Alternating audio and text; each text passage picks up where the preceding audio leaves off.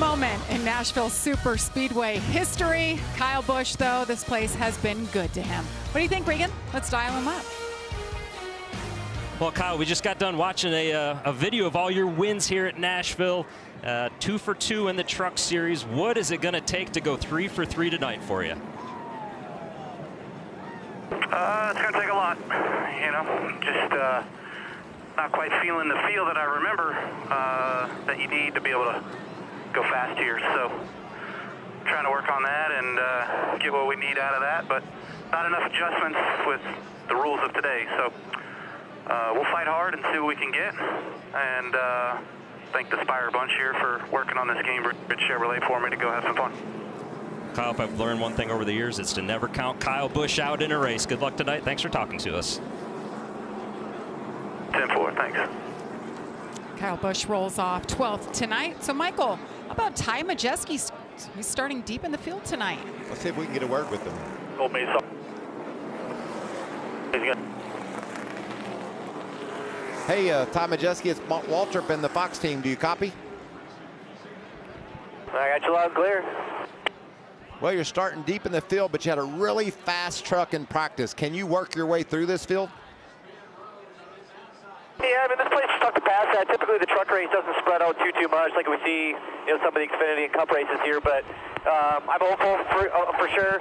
We had good fire-off speed. Needed to work on our long run just a little bit, especially when the track got rubbered in. So feel good about our curb records. 4.50 with Dylan Scott in the quarter panels. It's a sharp-looking truck. Hopefully, we can give her a good run tonight. It is a sharp-looking truck. Take old Dylan Scott to the front, buddy. All right, thanks, guys. Appreciate it. All right, let's now take a look at the Rackley Roofing starting grid. On the front row after the metric, after we had a little rain, it's Corey Heim. For the 4th time this season, he will lead the field to green. And alongside him, Caden Honeycutt, his best start of the year. Starting in the 3rd row, Lane Riggs in the 34 truck. Grant Enfinger in the 9 truck on the outside of him. How about this great starting spot for Corey Day? He's going to roll off alongside Bailey Curry, another young racer that really has a lot of speed, fun to watch. Let's look at the rest of the field here. Some good ones deeper in the field. You see Jake Garcia. He's been a factor every race, and I feel like this is going to be a good night for him. Just had a chance to talk to Kyle Busch. He'll be starting 12th tonight, and I know he didn't sound too confident there, but I'm telling you, you can't count him out. And I wouldn't count out Gio Ruggiero either. He's been really fast in his rookie season, done a really good job. And there's Chandler Smith. Got a long way to go and a short time to get there while we're in Nashville. Let's do a little country music. Frankie Muniz in row 14 in the 33. Always fun to talk to Frankie and watch him race. Let's say hello to our pit reporters for tonight, Mr. Todd Bodine and Josh Sims. Good afternoon, Josh. Well, Jamie, Chandler Smith does have those 2 wins on the season already, but this team right now is in a tough stretch. Just 1 top 10 in their last 5 races. And when I talked to John Leonard, the crew chief of this 38 team earlier today, he told me, look, we have to minimize mistakes. We can't keep beating ourselves if we want to get back on track. The good thing is these trucks have had speed week in and week out. Once again, showed that speed in practice. Feel like they have something to contend for a win tonight. Little extra motivation for this 38 truck tonight. Their truck chief, Ron Schutte, not with the team tonight. He is with his family after his mother passed away after a long battle with cancer. As you see the sticker on the side of that truck to remember her by, a little extra motivation as this team tries to win for their truck chief and that family tonight, Todd. Yeah, thanks, Josh. You know, one topic of conversation in the garage area all morning was the traction compound on the racetrack. They put it from the very bottom of the racetrack all the way up 3 grooves. The drivers really didn't know what to expect. They didn't know if it was going to take rubber, if it was going to be slick or good grip. And very pleasantly surprised after practice, they all said, yeah, the 2nd groove has some grip, but the problem is it's a longer way around. So the bottom still ended up being the fastest way around. But they all feel like in the race, if they need to get to that 2nd groove, if they need to go up there and use it, it was going to be there. So I think tonight we're going to see a 2nd lane. Jamie? Thank you, Todd. How about Michael, the Craftsman track description? You see just over 1.3 miles right there at it. 14 degrees of banking in the corners. Each end of the racetrack is banked the same. The king of this whole racetrack is the fact that it's concrete. We know that. Couple of onboards for you tonight that'll take us throughout the evening. What a gorgeous night. I know there was that little bit of a rainstorm that came through, but we are ready to go, and it's looking great from here on out. Corey Heim on the inside, Caden Honeycutt on the outside. Green flag is in the air, and we are racing at Nashville. We're going to see them 3, 4 wide here early in the race. They know how important getting positions is early. Oh, sideways. Lane Riggs almost took out Caden Honeycutt. 4 wide back there. Daniel Hemrick right in the middle of that sandwich. Grant Enfinger right there as well. But look at Raja Caruth on the move. Brought Jake Garcia with him. Good run up the bottom. Oh, and now Jake's sideways. These guys are barely hanging on, Regan. And we didn't see a lot of this in practice, Michael. We didn't see these trucks getting so loose on the bottom, but as they're getting side by side, don't know if it's a product of the traction compound or what, but they are jumping sideways if there's a truck on the outside of them right now. A couple of them had cording early in practice, so maybe just little trepidation for a few. A little too loose for others. I think it's that pack they're in. You know, there's no aerodynamic side force, and so they're just racing hard, and they're nearly crashing. Caution is out. Fluid in turn 1, we're being told. Well, maybe that's why they were sideways. Rick. That would definitely cause it if that was the case. Some great saves, though, early on there, and in terms of what was going on with Lane Riggs and them. That's a great call, Regan. Lane, watch this. He loses this truck and goes up the hill and almost takes Caden Honeycutt with him. Turns it into the bottom. Everything's feeling good until it didn't. And you just see 2 trucks really close together right there, whether it was the fluid that the caution's for, or maybe the air, as you mentioned, Michael, one of the 2 things. But, you know, a good job to recover right there and not cause that incident to be bigger than what it was. Let's listen to Caden Honeycutt's radio. The left front, so like right behind the wheel. You're fine, you got no smoke. Be a race without getting run over by the 34. Yeah, 10-4. You remember those things too, don't you, Regan? Somebody gets you in a bind, especially early in the race. It sticks in your memory. And let's look at that 45 truck as he's coming off turn 4 here. Those left side tires, the Goodyear lettering is rubbed off of them, so he could have potentially an issue. Yeah, I want to be very cautious too, because where those trucks made contact, that's where the splitter of the Lane Riggs truck was, and you certainly don't want that to cut that tire down. We're under caution here for the first time. Corey Heim out front. Corey Day with a nice move into second. We'll be back to Nashville.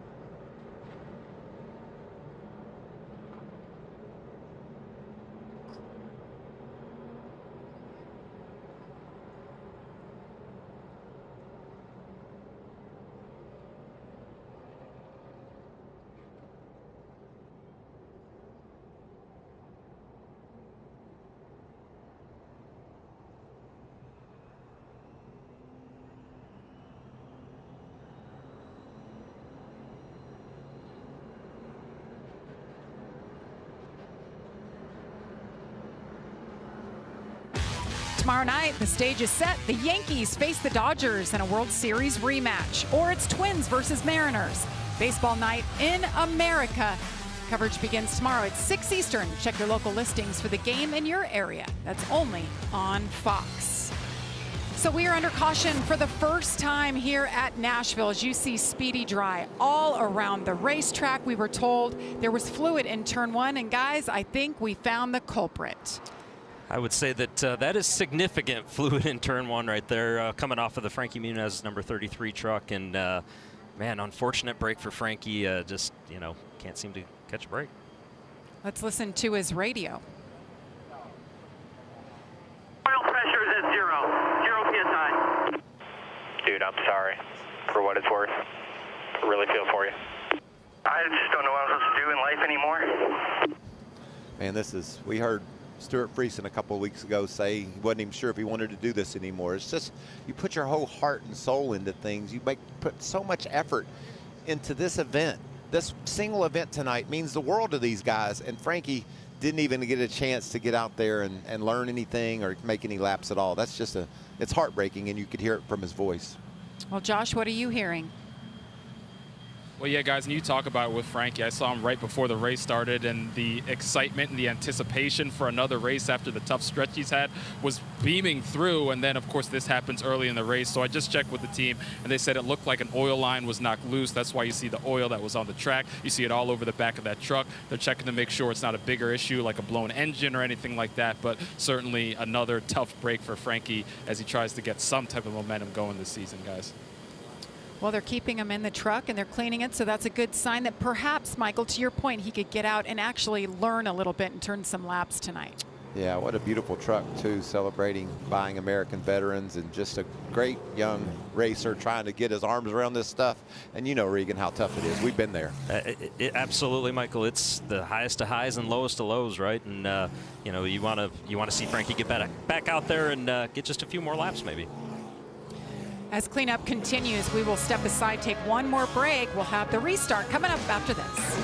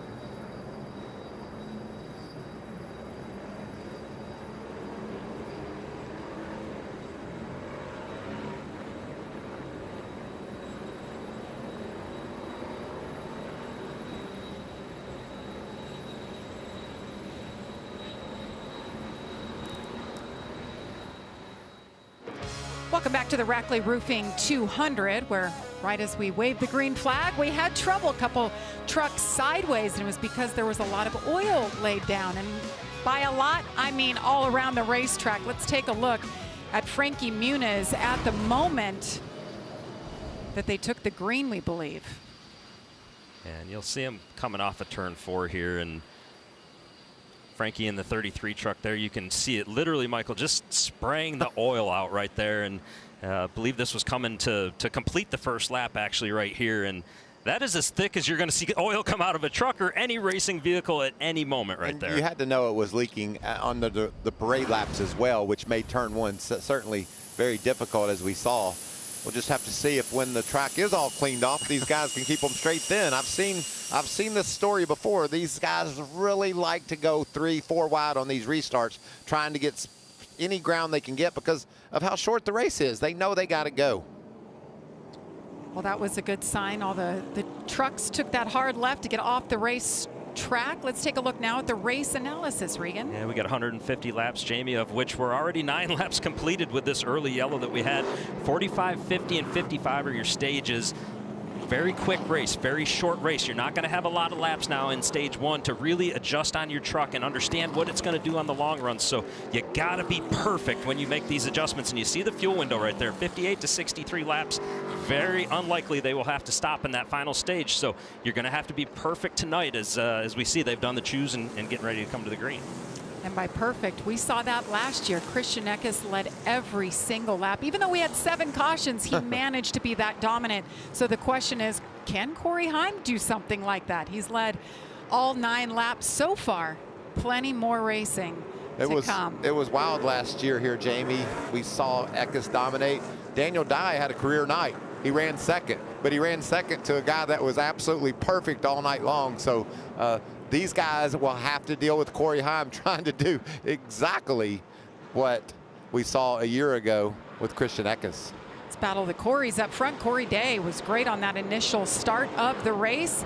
Here we go as the drivers approach the Echo Park Automotive restart zone.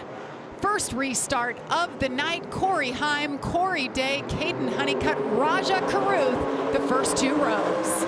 Nice start by Day and a good push by Raja into the back of that 7 truck, giving them the speed on that outside lane. Can Day stick up top? Nice teamwork right there around the outside in turn 1. Not good enough. Corey Heim tries to clear him, but he's still there. Corey Day on the outside. Here comes Raja Caruth. 3 wide for the lead. Corey Day to the lead. What a battle up front. Just a bold move by Raja as we see him get loose off of turn 4 there to go 3 wide. He was on the apron as he made that move, and sometimes you don't get away with that when that happens. Don't you think this is all about how dominant Corey Heim has been all year long? These guys say we got to get to him early. We got to make something happen, and they did it. And you know how long it lasted, Regan? 1 lap. And look who's back out front. Corey Heim back to the point. The 34, Lane Riggs, running second right now. Kyle Busch on that restart, a restart violation. Oh, he talked about not loving his truck. Now he's going to have to go to pit road. He'll be a lap down. It's going to be a long night for Kyle Busch in that 07. Early for Kyle, they'll have to focus on just trying to do whatever they can to be in the right position when the stage break or maybe the next yellow happens to come. As we see here, Raja Caruth getting another run on Corey Day there, and we're going to see 3 wide. Wow. He thought differently of it, but Caden Honeycutt started second. He fell back to 5th, lost a few spots on that initial start of the race. When did he think that would be a good idea, Regan? He just thought he'd give it a whirl? Very aggressive move. But Michael, you've been talking about it, right?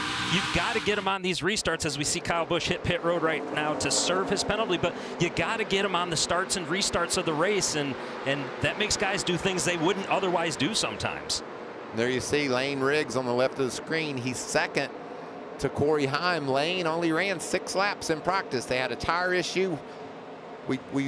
Regan and I both talked to Lane about that. He said he's not worried about it at all. There was just a little bit of a fender rub. They've corrected that. And we talked also earlier in practice, Regan, that these front row trucks, they can pace with Corey Heim. Can they beat him? That's a different story. But they've got the same speed at times that we've seen Corey Heim have. And Lane Riggs brought a brand new race truck here, so that was one of those new issues that they had, but they got it all cleared now. staying right on the heels of Corey Heim.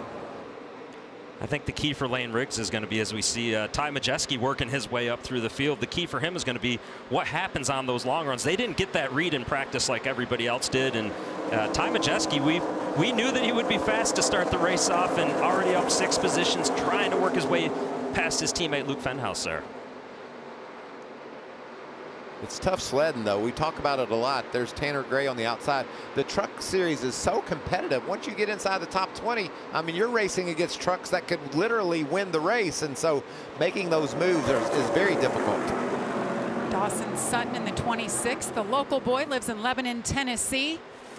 The rookie had some really nice efforts so far this year. You see he's carrying our Rackley roofing on board.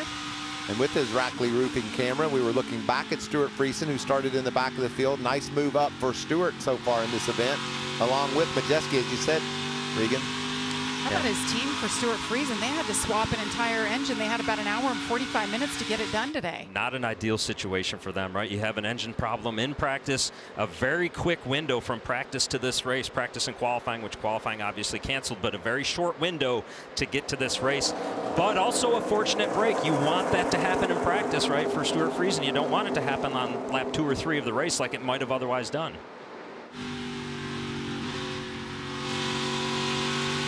Nice view out front of Ty Majeski, up to 21st spot.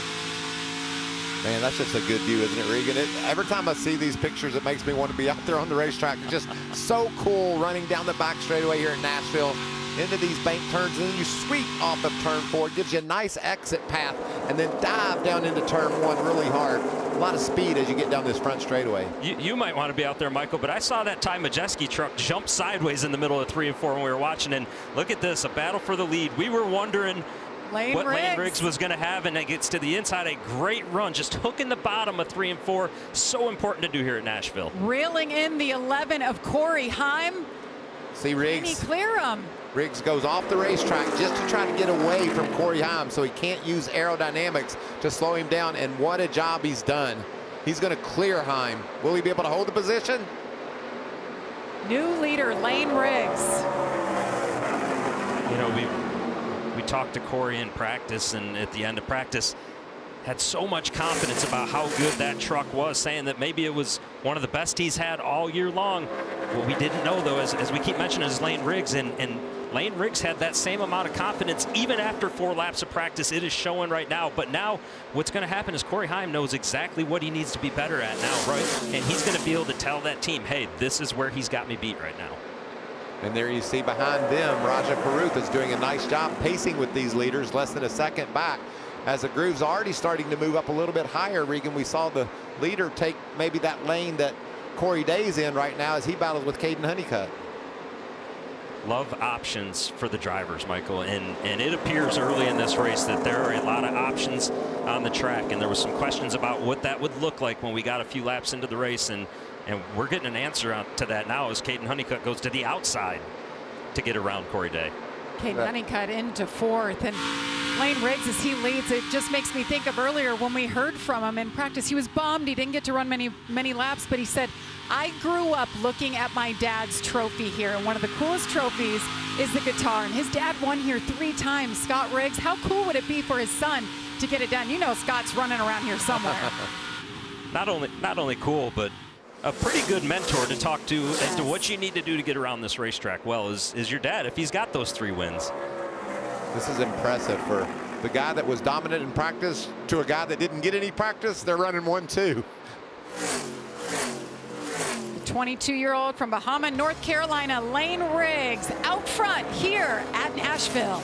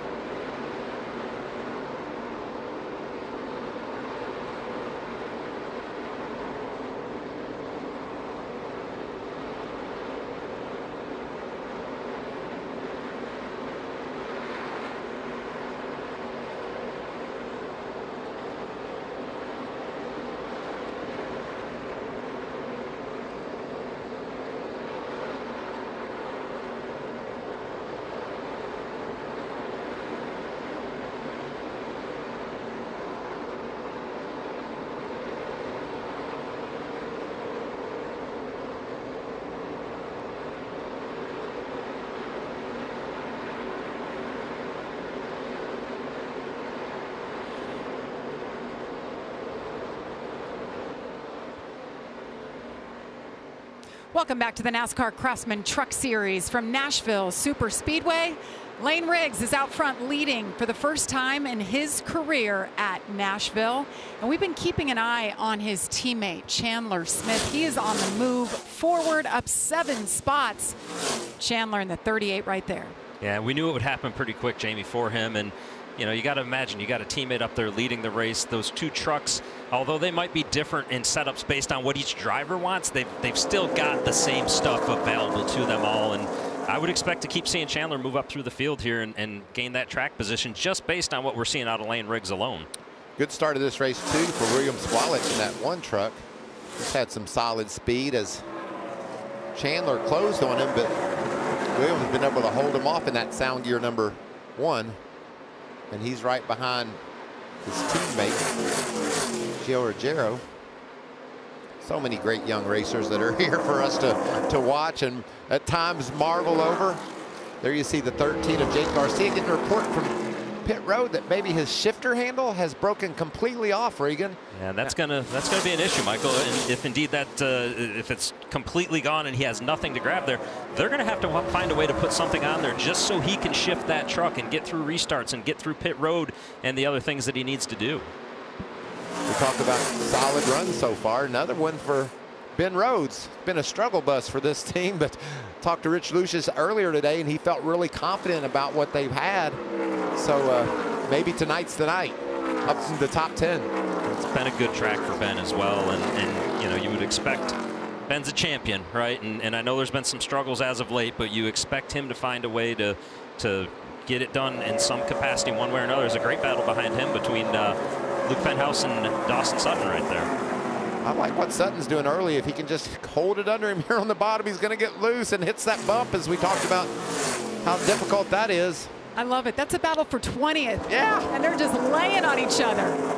Right behind them, Stuart Friesen is saying, come on, boys, keep them headed in the right direction.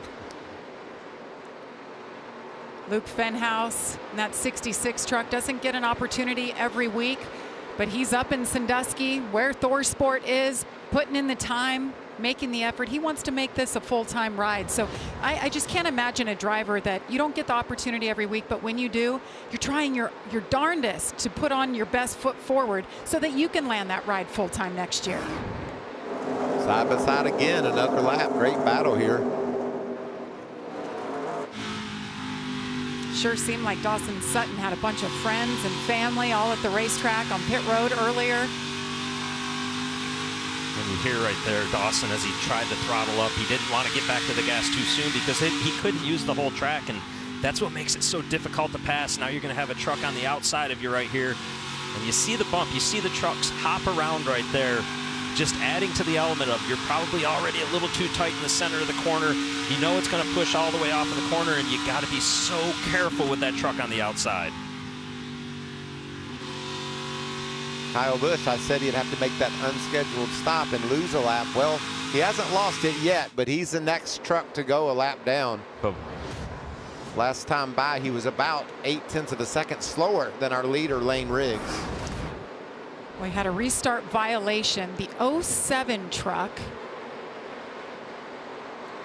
See him on the outside bottom of your screen. Moved out of truck in line, and he just ducks out just a little bit too soon before the start-finish line, and you just can't do that. You got to cross the start-finish line before you move over there. And the good news is Kyle is still on the lead lap. There was a little bit of thought that maybe he wouldn't be, and I've been looking up and looking at his lap times. He's running some decent laps times if he can stay ahead of Lane Riggs here and clear some of this traffic that's in front of him.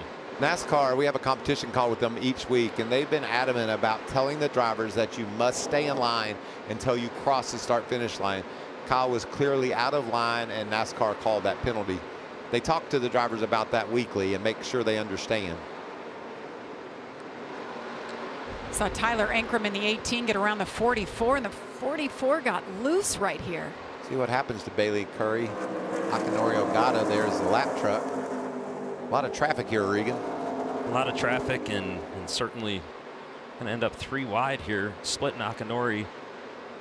It's Tony Man, Breidinger. just a tough angle into the corner for Bailey Curry there, and then he tries to keep it off of Grant Enfinger. And that is a great save.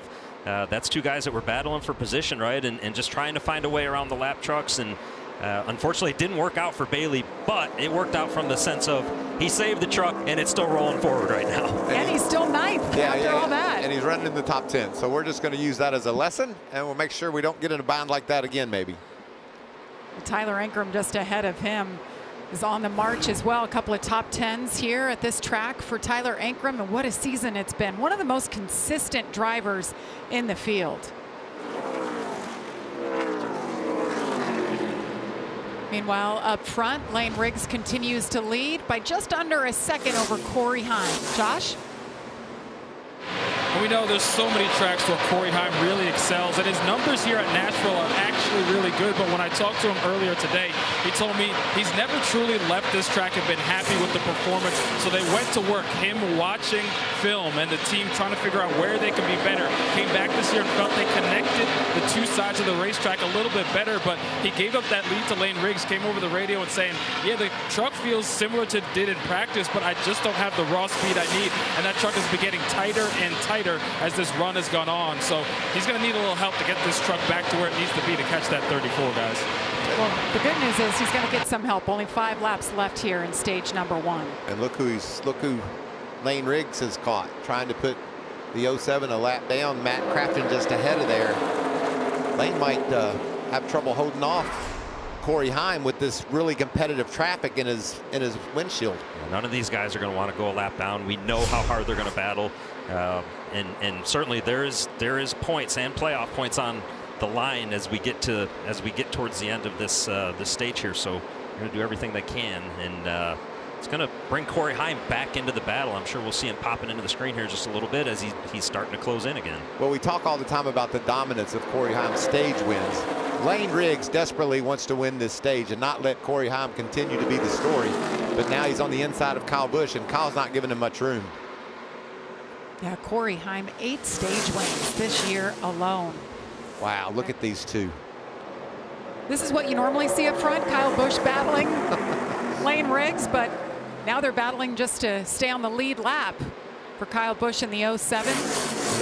What's going to be difficult for Lane here is it looks like he can get the runs and go to the bottom to try and pass these guys, but he can't complete the pass, and he's going to have to watch out the mirror and see Corey Heim behind him, understand exactly where he is, because he doesn't want to get himself in a position to where he's inside of one of these trucks and Corey Heim gets the run on the outside, because then he gives up those points that are so important that we're talking about. But this might be the run here that gets it done. It was almost, I looked like Kyle got a little loose and washed up the track, and there goes Lane Riggs. Still can't clear him, though. No, I like what Lane did on that last lap. He ran the middle of the racetrack, got a really strong run.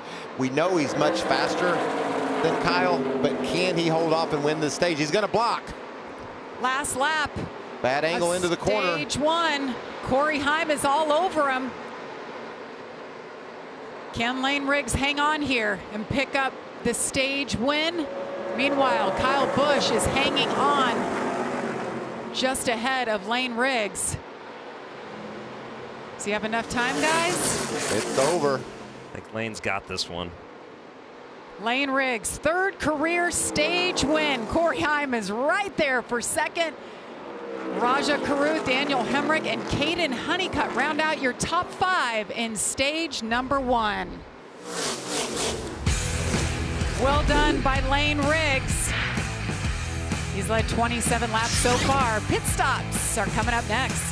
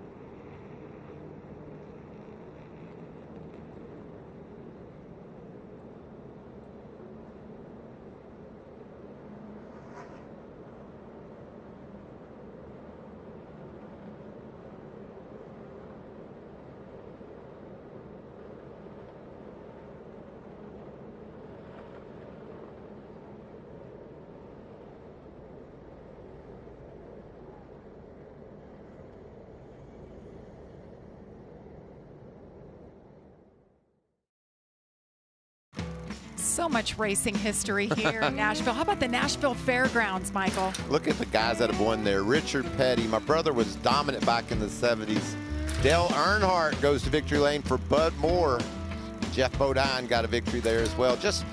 And I rode on that very Ferris wheel many times, Regan. It was just part of my life that I will just truly treasure forever, going to watch my brother race. It's why I'm a racer today. I don't know what's lit your fire, but Daryl at Nashville did it for me. I can definitely understand why, Michael. A lot of legends right there, right? And the Hall of Famers as well, and just a rich history there. I'm curious, so which Ferris, were you on the one that went normal, like a normal Ferris wheel, or the one that looked like it was sideways? No, that one it got bent one night, so they didn't get it quite straightened up.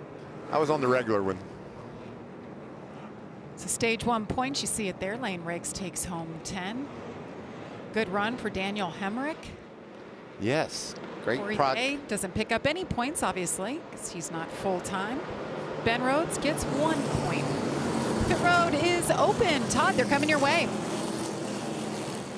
Yeah, the 34 Lane Riggs, he started this race with only 4 laps on a brand new truck.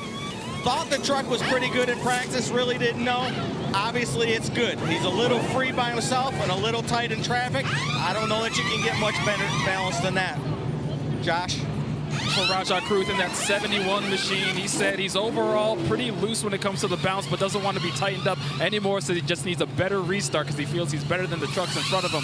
For the 11 of Corey Heim, he said it fired off free. It got too loose towards the end of that run. An air pressure adjustment for the 11 team to help him out. Yeah, you can see, Josh, there was struggle on the right front of Lane Riggs, and look at the positions it's cost him. He'll come out third. Look at Rajah Caruth's team getting it done, gains 2 spots. Corey Heim comes out where he went into pit road, and you see Lane Riggs loses 2 spots. We'll reset it all and restart here at Nashville.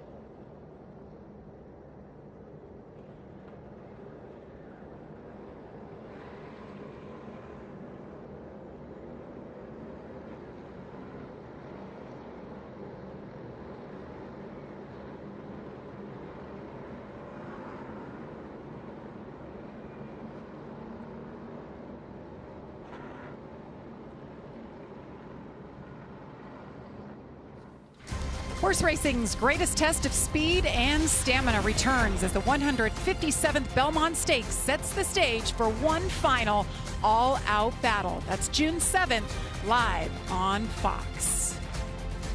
It's a lot of horsepower. It sure is. There's a lot of horsepower right here. The Rackley Roofing 200 Stage 1 is in the books. When we went to break, we talked about Lane Riggs, a little slow on pit road, lost 2 spots. We'll go back and take a look at exactly what happened here. Watch the right front. Looked like he just got 4 of the lugs off and then had to go back and hit a couple more.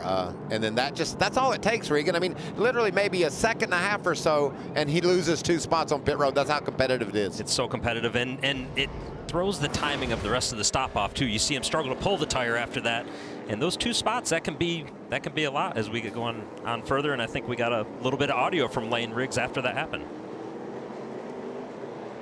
All right, boys, get back in the game here. Only lost 2. For a mistake, you only lose 2. Not bad, guys. If it was a clean one, we would have been still out front. I got faith in y'all. That's just a lot of love right there. That's telling the team what you need. You know, that's what the guys need to hear. They know their guys on their side. He's going to go out there and get that back. Really a confident young racer, and I like that interaction between he and the team. That's Dylan Capello, his crew chief. They have a lot of mutual respect, and that's great to hear a driver have that pep talk. We only lost 2 spots, guys. Maturity too, a lot of maturity from a young driver. Yeah, and his teammate Chandler Smith has a little bit of damage on the right rear. Getting a report that leaving pit road got run into. Look at that. And Regan, you know how sensitive that corner of the truck is. They got to get that fixed right, or even maybe a little better than right. Fix it better. That's going to be the key. Fix it better, Michael.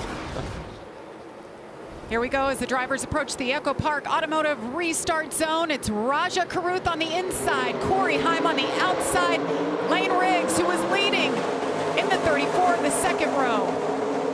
Not a great start by Corey on the outside. You saw Lane giving him a bump in the back. That's going to allow Raja to clear. Raja had some good speed in that first run. Let's see if he can hold off Corey Heim. See a little further back, 3 wide down the back straightaway there. Daniel Hemrick getting split on both sides right now. Oh, that makes me nervous. I don't want to see anybody crash, and these guys, they're just so tough to run 3 wide. Daniel Hemrick was top 5 at the end of that stage. Slipped back here to 8th. And it's what we keep talking about, the aggressiveness on the restarts, getting the runs, timing the runs, and finding a way to make up as many spots as you can. It is such a critical moment of the race that you will do things that you normally would not do to make those spots happen. Another 3 wide move. This time, oh, and Jack Wood is Jack Wood goes around. Can they all avoid him? Wow. Tanner Gray, great job in the 15, but the 63, he goes around. Akinori Ogata. Wow. What a job of avoiding that spinning truck. Was that Bailey Curry in the 44 that was hung in there? Caution is out for the 3rd time. Kyle Busch had a big run, momentum down to the bottom, was able to get 3 wide to the bottom. There's Ogata's truck. You saw him get into the wall, the Japanese driver. 2nd start this season, a lot of damage. Here it is. And Michael just mentioned it. You see Kyle Busch has that run on the bottom, and you got to take this move when you can, and it just caught these guys a little bit off guard, and Jack Wood just gets down in there and gets himself into a bad position as they're trying to get back towards the bottom. Jack Wood kind of stuffed it in there, but had so much momentum. I don't know if that was ever going to work, and what a move by Tanner Gray to just check up and find his way through that. I said Bailey Curry, but he gets hit in the back. Look at that 15 truck. Tanner Gray, and still is able to make that move and avoid the spinning 91 truck. Wow, that was a great job of driving by Tanner Gray. And I know Ogata's not going to like me saying this right now, but for only 1 truck to get significant damage out of that was impressive by all those truck drivers that's the least of what happened there. How good does Jack Wood's truck look after all that? Heck of a save by him. He keeps it straight. We'll continue under caution here, but it's Raja Karuth out front.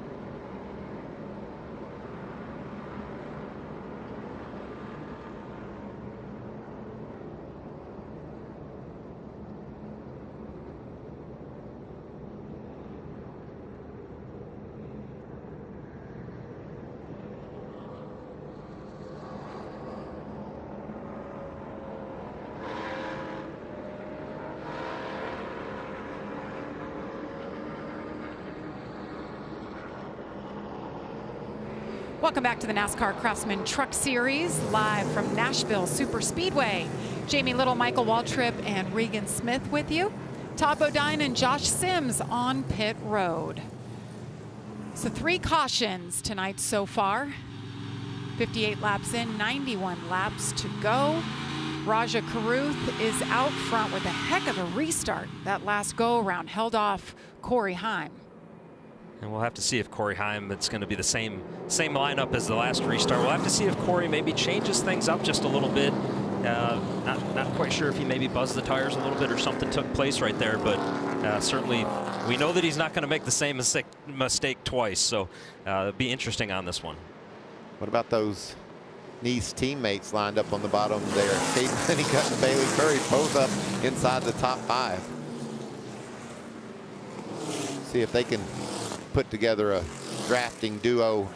These pushes are important, Regan. You know that. If you get out in front, you can clear the guy on the outside, but you need help to do so. Got to have the guy behind you be on top of his game when that green flag waves. We've seen plenty of guys get put 3 wide down the back straightaway if they don't. So that's going to be another key, Michael. Make sure you clear them, or at least have enough momentum when you get to the back straightaway. Warming up those tires. As we get rolling here, the drivers approach the Echo Park Automotive restart zone. It's Raja Caruth, Corey Heim, Caden Honeycutt, Lane Riggs behind him. Green flag once again in the air. Corey Heim, much better restart here, but he's got Lane Riggs with a nice push on the outside like you talked about, Regan. And Corey Heim sitting there thinking, yep, just keep doing that, Lane Riggs. Get me out here and get me clear, which he's going to be able to do. That was a really nice job by Lane. Was that a little make good from 2 weeks ago at North Wilkesboro, maybe? I don't think they're over it yet. It might have been a make good from coming to the stage battle as Grant Enfinger now 3 wide to the inside of Bailey Curry. We keep seeing it on all these restarts. This is great racing. Look at back there in 5th, the 7 truck. Corey Day has been so impressive. And guys, he did get to test here in an Xfinity car. I think that's really helped him with his comfort level coming in. Looking for his first top 10 ever in the truck series. And he's doing double duty. He gets to run the Xfinity race tomorrow as well. So Grant Enfinger is sizing him up. Bailey Curry with a rough lap or 2 here as he's lost several spots. Tyler Ankrum in the 18, slowly digging up to 8th right now. These trucks glued to the bottom of the racetrack in 3 and 4. I still like what I've seen with the middle groove, Regan. You know, there's a lot of momentum if you can make it work up there. We'll see if the tires heat up and we see trucks start running more up the track. And I think that's going to be the key, Michael, is just get a little bit of wear, a little bit of age on those tires where they start slipping and sliding just a little bit. We heard a number of trucks when they pitted last time talking about being loose, not something we thought that we would hear. And we'll have to see which crew chiefs were able to make the right adjustments and which weren't. Is 3 wide again. I feel like we've said that all night long. 3 wide again. We're going to say it more, too. Heck, I'm going to throw a 4 wide in there for you. It's going to happen. William Sawalich with a big crossover down the front straightaway. Trying to get around the 77 of Andres Perez, who announced that he'll be making his Xfinity debut in Mexico in just a couple of weeks. It's got to be exciting for him going home. Guys, look, the 07 of Kyle Busch. We were just talking about him fighting for his life to stay on the lead lap. Kyle Busch up to 14th.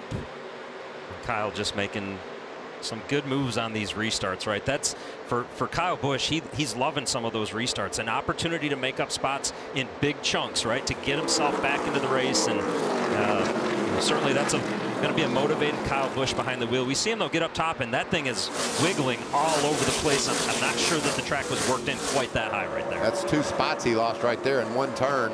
I don't know how many times we've ever said that about Kyle Busch in a truck race.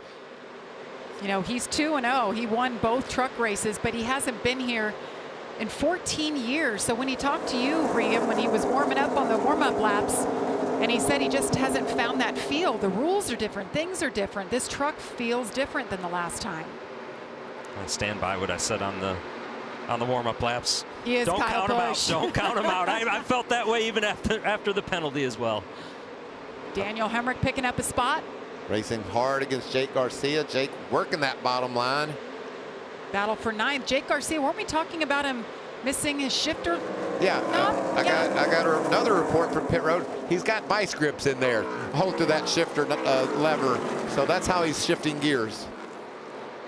So pit road is a little bit more of a challenge tonight. Sideways there, wasn't he? Dawson Sutton all over him, riding on board with them right here. I love this view from Dawson Sutton. Really shows you what these drivers are going through as they're looking. He's looking for grip up on the top lane. Right there is the patch, a really large bump right there that these drivers have been fighting numerous times throughout the day. It caught some of them a little bit off guard how severe that bump was. And a nice job right now. Dawson up to 11th place, as you see, and trying to work on Jake Garcia for 10th right there.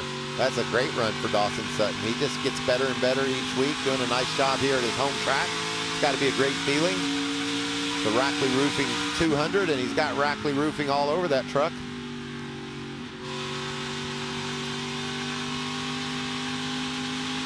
Real smooth on the exit there off turn 4. Let's drop back just a little bit. A couple of teammates there for Thor Sport. Ty Majeski been on the move. Yeah, very, very nice restart and picking off some spots for Ty. He's up 7 spots since the restart right now and running in the 13th spot. Josh, he is looking really good right now. Yeah, Ty looking much better than he did at the start of this race. Earlier on in stage number 1, he just said that truck was on top of the track. He was worried about the rear tires, just not where he wanted to be. And all day, we even heard from him after practice, not happy with the handling in that truck. But it seems like those adjustments during the last pit stop have him making moves through the field. A good run for Ty Majeski right now, and he really needs it on the season. Yeah, you see, just since the restart, up 7 spots, so that truck's certainly getting better as the track maybe cools just a bit, tightens up just a bit for him. We know how much he and Joe Shear work together and just complete each other's sentences, his crew chief, Joe Shear Jr. So obviously the adjustments were just what he needed on that first stop. We'll see how they can improve that truck as we race toward the end of the second stage. Halfway through stage number 2, 50 laps here, round out stage 2. Tell you somebody else who I think made some good adjustments, the 11 of Corey Heim. We see him up here and trying to stretch it out just a little bit. I'm curious when we get just a little further into this run what the 34 of Lane Riggs is capable of doing. But Scott Zipadelli and Corey Heim, such good communication between the two of them. We heard the report from Josh on the pit stops that he was battling a little bit of a loose condition, and they appear to have done exactly what he needs right now so far. But on the last lap, the fastest truck on the track was Lane Riggs. He put about 2/10 on our leader, Corey Heim. So we'll continue to watch that 34 truck as Kyle Busch tries to battle up through the field. Back to 17th. He's not going in the right direction, Regan. That is not what he wants to see right now. And, you know, back there battling with Connor Mozak at the moment. And great experience for Connor. Lane Riggs reeling in. Second place, Raja Karuth. You can see there how fast that 34 truck is lap after lap. He's got a better lap time, but he could lose a little. There he goes up to the middle. I like this. I like that lane. I don't know why. Looks like you get a good run off when you go up to the middle. Let's get an update on Corey Day, Todd. Yeah, Jamie, I want to give Corey a shout out. I talked to this young man today, and I did not realize this. This is only his 6th mile-and-a-half racetrack and his 20th time ever on a hard surface, whether it be pavement or concrete. The learning curve for this kid is just straight up. Everything he's ever done is sprint cars on dirt. To get in these trucks and do what he's done, yeah, he's struggled some this year. We've all seen it, but he's learning. And tonight he's having a great run. He's got a good truck. He's using his head. You know, we've all talked about Kyle Larson and their friendship. And Kyle's his mentor and his coach. And he gave Kyle a lot of credit for what he has learned and what he's doing. He said he's a big help, and tonight he's having a great race. Yeah, it's a great point. Kyle Larson had a lot to do with Corey Day getting this opportunity with Hendrick Motorsports. Corey Day and his girlfriend, they packed up his car in California, drove cross country, and did what you guys all do as racers. You moved to North Carolina to live the dream. Well, and Todd mentioned he maybe has had some struggles this year, right? But that is a huge overtaking to learn pavement and learn all the different nuances. And what you want to see is a driver continue to grow, and that's what we're seeing tonight out of Corey Day. Growth, improvement. 10th career Truck Series start. 20 to go in stage number 2. Corey Heim continues to lead. We'll step aside, but you won't miss a thing as we go Fox side by side.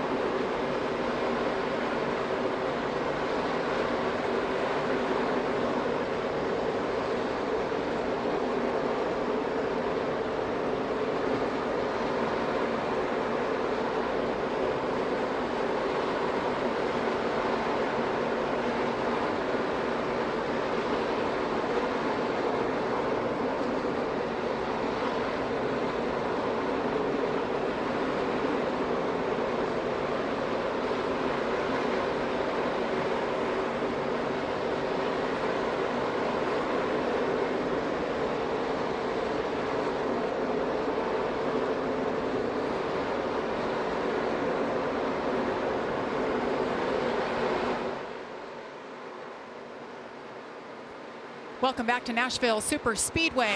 Just under 70 laps to go in the race as Corey Heim continues to lead. 14 to go in stage number 2. As a few of our drivers who started outside the top 25, Dawson Sutton up to 11th, Ty Majeski in 13th, Stuart Friesen up to 14th. Stewart started last too. We talked about the good run Sutton is having, but Stewart's got a fast number 52 truck after having to change an engine. There's the 52 of Stuart Friesen. Probably going to go race a dirt track somewhere in New York tomorrow night, but tonight he's focused on this concrete surface here at Tennessee. And he'll probably win. Yes, he probably will. I saw where he won at Fonda the other night. As you see, Lane Riggs, when we were side by side, got around Raja Karuth, moved into second. He's got a fast truck, guys, trying to make up for that little bit of a slow stop that cost him 2 positions on pit road. And he's making up for it. I've been watching the scoring monitor, Jamie, and he's consistently the fastest truck on the track. Been a couple of traffic issues for both the leader, Corey Heim, and Lane. I think he's got some clean track now. See if he can reel him in. Just over a second and a half behind at this point. And this will be the telltale, right, as to what the crossover does. We went back to green at lap 61, so we're about 22 laps into this green flag run right now, and you'd expect to maybe see Lane, if it's like the first run of the race, start clicking off a little bit better lap times here. Right before that traffic, he was right now about the same speed as Corey Heim, so we're kind of getting a gauge on where these two trucks are at, and they're getting that same gauge as well.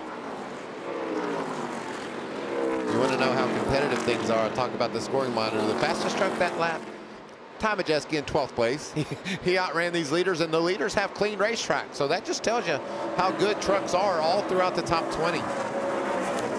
Corey Heim has now led the most laps tonight, 43. Lane Riggs led earlier in stage 1, led 30 laps. Raja Karuth 10 laps, and Corey Day led 1 lap this evening. Lane's got a really good truck. It's really cool to see Raja having a good run. Just not the start to the season pace-wise that I think we expected, but tonight he has just that. Yeah, very steady, a good confidence boost for them, right? Once you hit that setup good one time and get something that the driver can really feel like they can be aggressive with, and we have seen him be aggressive tonight. He's had some great restarts. He's been putting the truck where he wants to do. That can build, Michael. That can continue on, you know, weeks to come down the road, and just really snowball for this team. Yeah, you know, when the men and women work so hard on these trucks, see their truck performing at that level, it also does something for them. They're like, we knew this guy could do it, and you can see he's running a higher line than most, so he's just trying everything he can to get all the lap time out of that 71 truck he can. Raja had a good run here last year, finished 4th, and I think that carries over when you come to these places. This particular one, a concrete racetrack, the biggest one they go to, they do it once a year. You carry that confidence when you look back and watch that tape where you say, whoa, we were pretty quick last year. See Tyler Ankrum back here battling with his teammate Daniel Hemrick right now. Currently, these guys are running 8th and 9th, and Tyler Ankrum every week finds his way towards the front, running a little different line than his teammate Daniel Hemrick right now, and we see Daniel wrap the bottom right there, and you know, that's something we hear a lot of these guys talk about. If they can do it, then it can be very good, right? It can help the exit of the corner. It can help a number of different things. A lot of times when you move up, it's maybe because you're trying to avoid a handling characteristic, but also look at the bottom of the racetrack right now too, Michael. There is a ton of rubber down there. Yeah, and another thing, Regan, we're running 160, 70 miles an hour, so aerodynamics means a lot. You get to the corner, you need that. You need fresh air on the nose of your truck, and sometimes that's what the drivers are doing, just looking around, trying to find that air. I love this battle for 8th between teammates. Tyler Ankrum, 8 top 10s this season already with the win. There's Daniel Hemrick taking a peek to the inside in the 19. He already has a win this year, but these are 2 teammates. I see them leaning on each other, learning. Hemrick's been away from the truck series for a long time, since 2016. He's really had to lean on a teammate like Tyler Ankrum to get readjusted, reacclimated to this thing.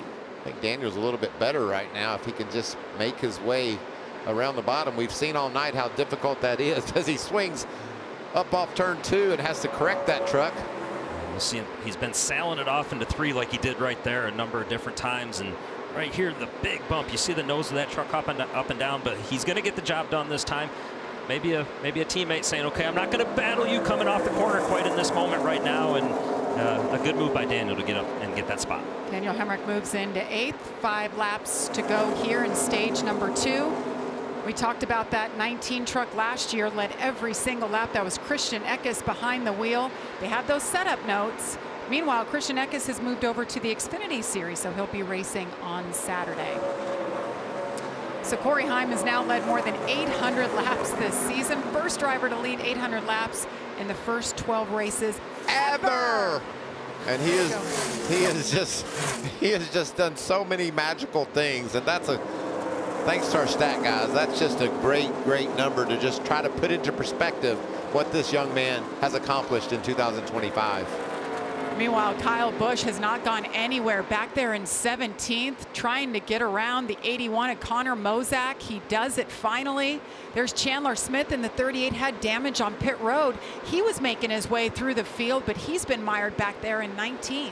Yeah, and Chandler's done a nice job since the restart. He's up 8 positions, but you know, we mentioned, you see the 2 orange stripes of tape on that right rear quarter panel, and man, Michael, that is such a sensitive area of these trucks, right? And once you knock that off, it can affect a lot of things, and trying to battle his way back still and get into the inside of Connor Mozak here. Maybe going to get another spot before we get to the end of the stage. He's had some great speed, just hard to pass, as we talked about. There's so many competitive trucks. He puts another guy in his rearview mirror. A good pit stop here. Watch this 38 truck. He could be somebody you have to reckon with in this final stage. Jake Garcia, another great competitive run, as you see Corey Heim coming to 1 to go in stage 2. Lane Riggs won stage number 1. Corey Heim trying to hang on here and pick up yet another stage win. He already has 8 on the season. Just some impressive statistics that he's racking up. Pretty much every statistic in the book. You guys just mentioned the 800 laps. It's just an incredible season for him right now. It really is. And there it is. Stage number 2 in the books. It's Heim time. Gets it done. Lane Riggs second. Raja Caruth, Corey Day hanging on to a top 5, doing a great job tonight. Caden Honeycutt rounds out the top 5. Corey Heim picks up his 9th stage win of the season. Can he hang on for win number 5 on the season?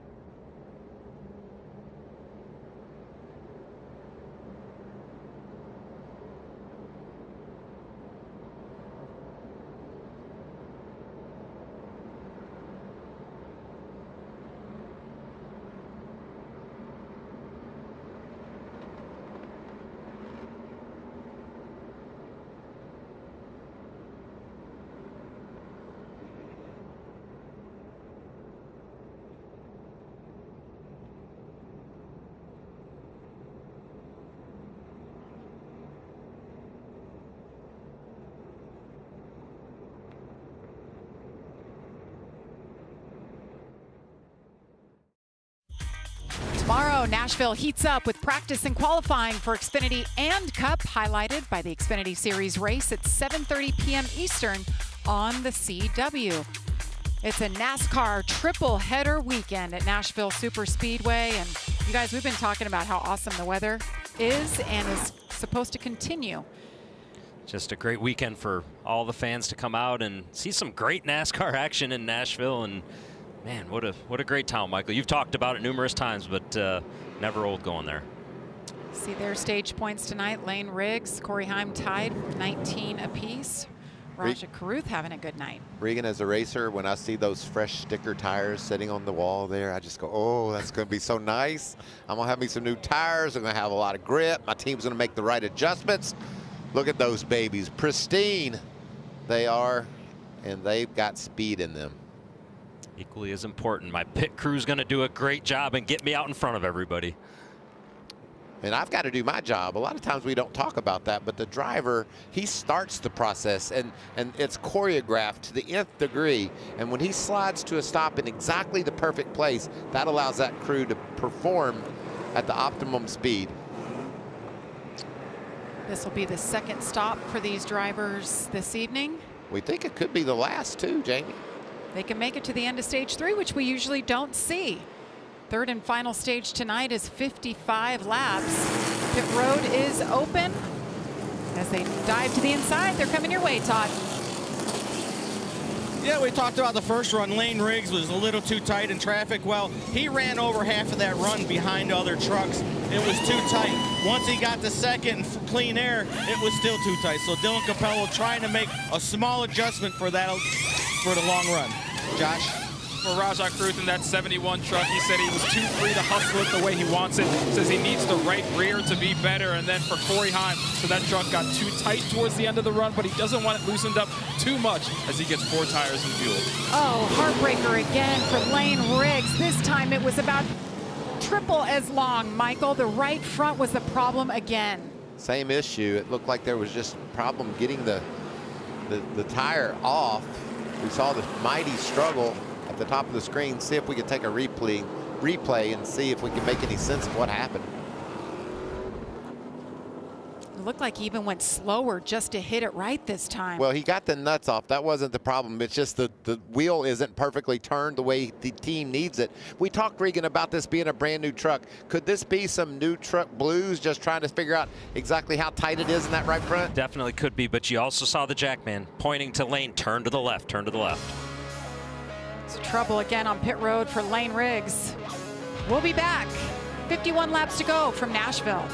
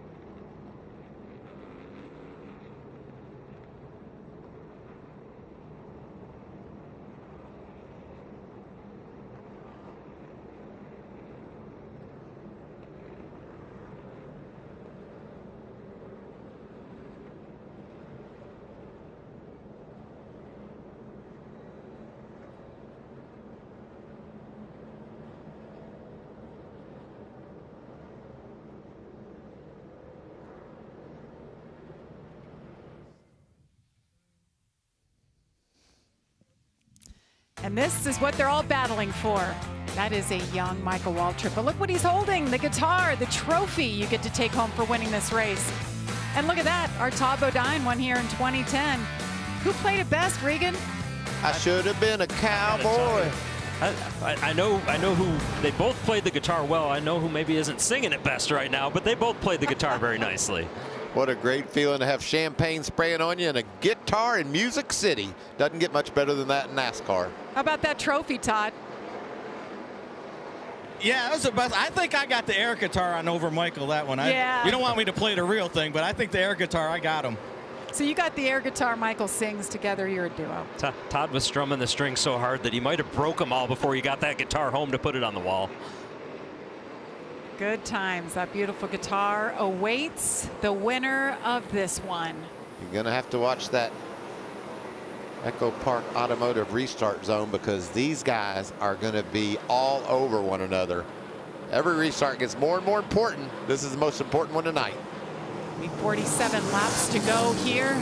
Raja Caruth's pit crew got it done out front. He will lead him. Corey Heim is next to him. Grant Enfinger, another gainer on pit road. Corey Day, second row on the outside. Great jump there on the inside. Raja did his job. Ooh, look at him squirting through the center there. Ooh, Caden Honeycutt washes up the track. Here comes the 34 Lane Riggs, who lost 7 spots on that slow stop. That was an impressive restart by Caruth, wasn't it, Regan? He did everything just perfect right there. And, you know, when we see Lane Riggs back here. Caden Honeycutt on the outside. Grant had a bit of a stumble there in the middle of the corner, and Caden jumped on it. And he's going to bring Lane Riggs right behind him. We mentioned, you know, Lane Riggs being back there in that position, lost all those spots because of that pit stop, and these restarts are exactly what you get concerned with, right? The battle and the 3 wide, everything that takes place here, and we saw him be aggressive in turns 1 and 2 on the first lap. It didn't quite pay off for him when he got to 3 and 4, but doing everything he can right now. It could take him this entire run to gain these spots back. That's how difficult it is. But look how fast he is. He was up high on the groove, but was able to keep that momentum up and gain ground on the guys he's racing with.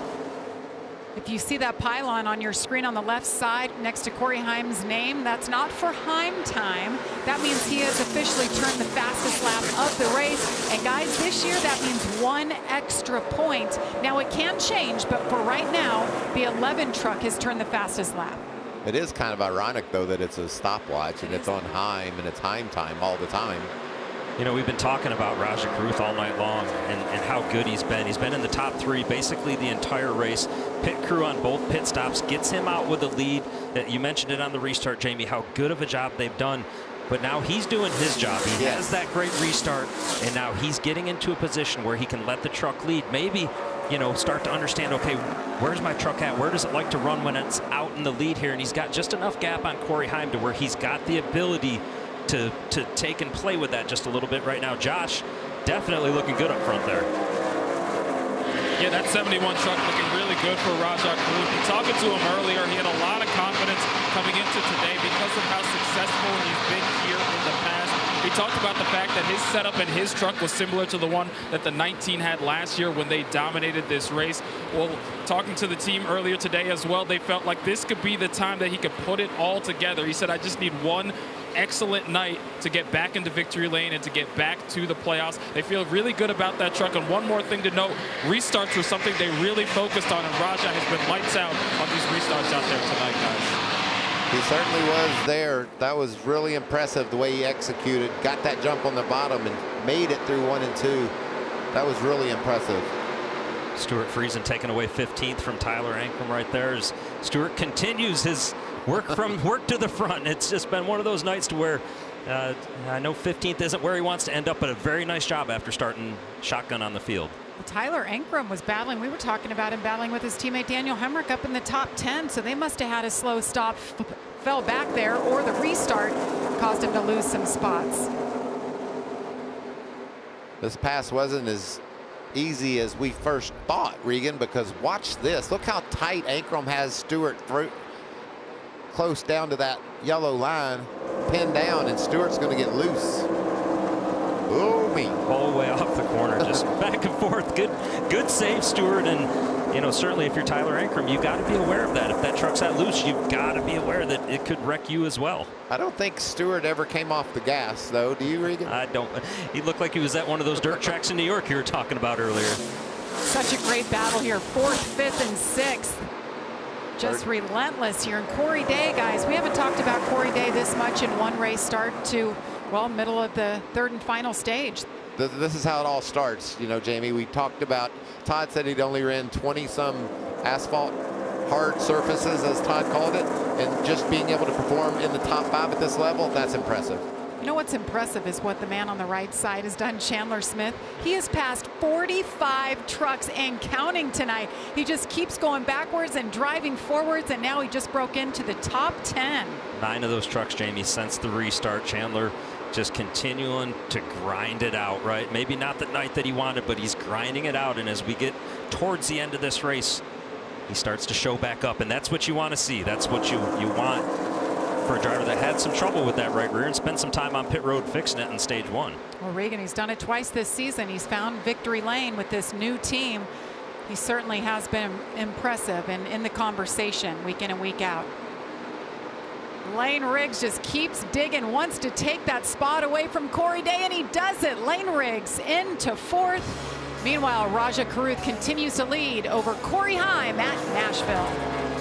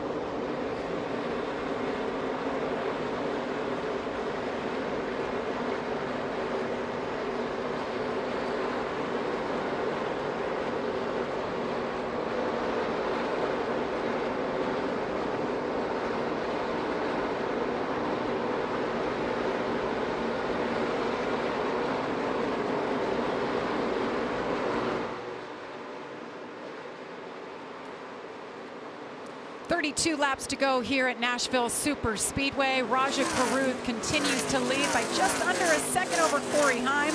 Lane Riggs on the move. Daniel Hemrick and Corey Day, your top 5. There's the truck that's the fastest cat in Tennessee right now, but he's got over 2.5 seconds to gain back on our leader, Raja Karuth, but he consistently puts up the fastest laps on the track. You can see the leaders. He's been the leader. He's just digging to get there. And now the challenge for Lane is going to be a little bit of patience. Don't overdrive your truck, right? Don't drive the right front or the right rear off of it. Be smooth. Keep doing those good laps like you've been doing to try and close into that gap. And the other thing that's going to happen is here in probably the next 15 laps, I would say, they're going to catch the tail end of the field, right? And that means that Rajah Caruth's going to catch them. And as they catch the tail end of the field, that's going to allow Lane Riggs to maybe make up bigger chunks of time quicker right there. And it could also allow Corey Heim the opportunity to get to Rajah. But certainly these 3 trucks, it's going to come down to the wire with them. Remember how we saw those leaders catch Kyle Busch in the back of the field at the end of the first stage, and they couldn't get around them. They just had to settle in behind them. If that happens here, we're going to have a battle.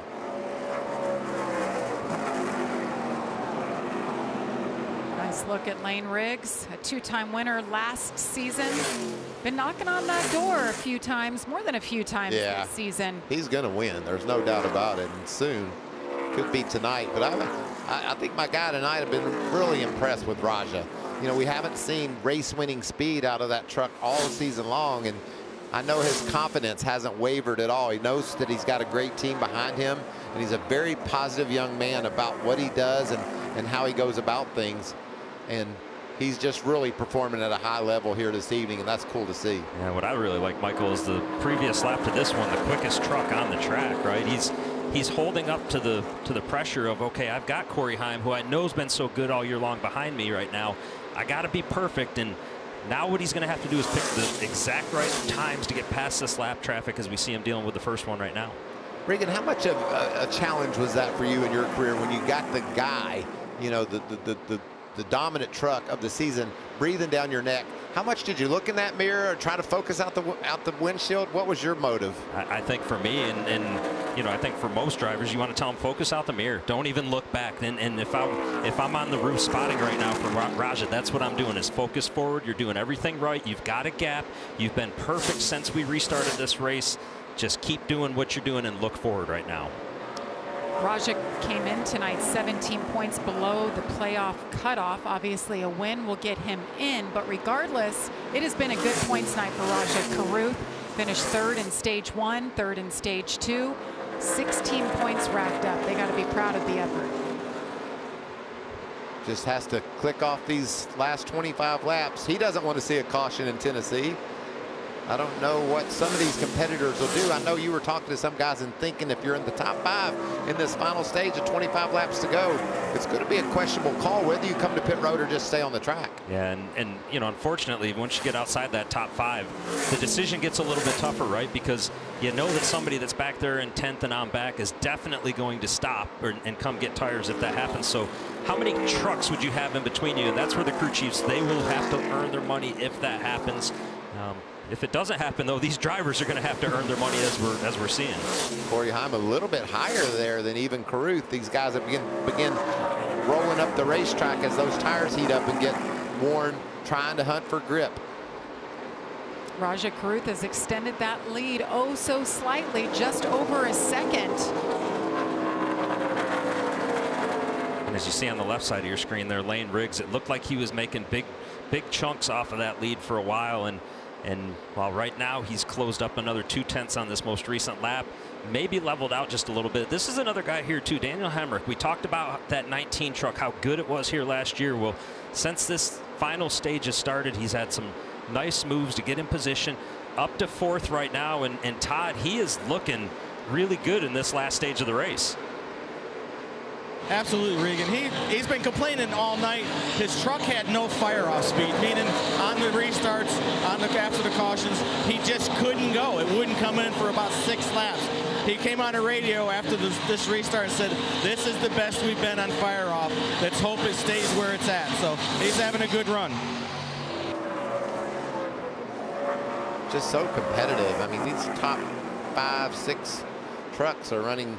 They're switching back and forth on who's got the better lap time lap after lap. See the 38 of Chandler Smith trying to close in on this battle. Bailey Curry's going to go 3 wide down the front. Trying to gain that spot from Grant Enfinger. I think he's got it. I think we saw that move earlier in the race. It didn't work out quite as good as that one did, but identical move to earlier in the race. Grant Enfinger slides back to 8th.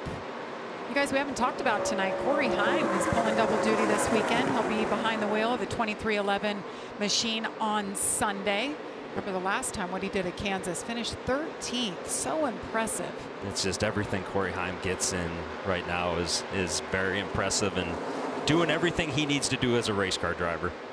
And scratching his head as to how I'm going to change what am I going to do to catch this cat? Raja Caruth just driving a perfect race here late in the going. He's closed that gap ever so slightly.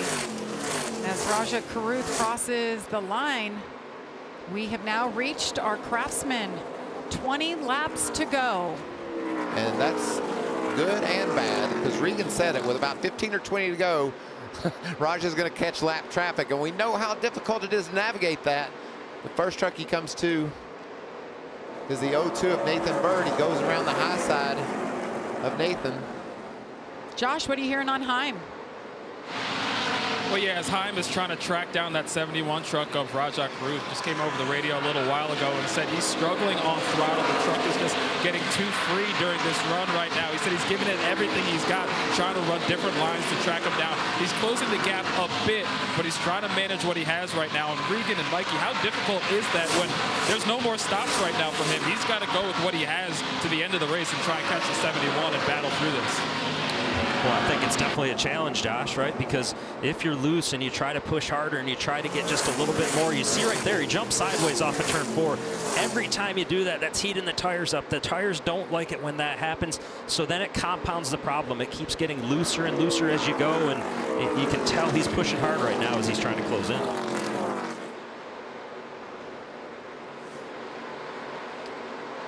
Raja Caruth continues to lead by 0.8 of a second over Corey Heim. We'll step aside, but you won't miss anything. We're going Fox side by side.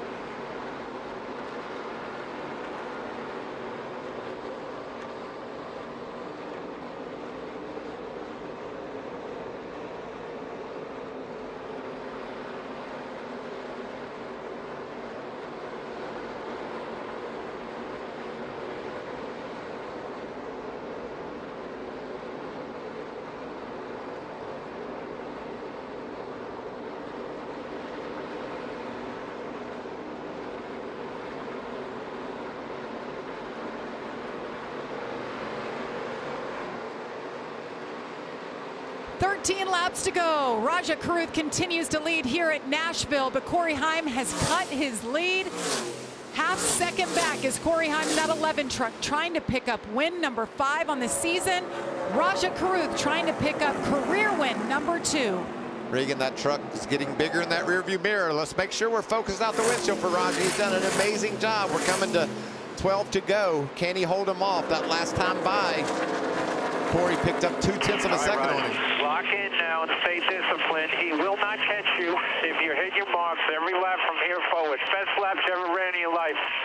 And I love hearing that. That's from Eddie DeHaan, his spotter on the roof. Eddie, a very experienced sponsor. He is spotter, excuse me. He is coaching him up, telling him exactly what we said earlier, right? Focus out front as he gets tight. That's the kind of thing he's got to avoid. Don't let Corey Heim get big chunks of time in one corner. And see this one truck of William Sawalich. He's a competitive truck.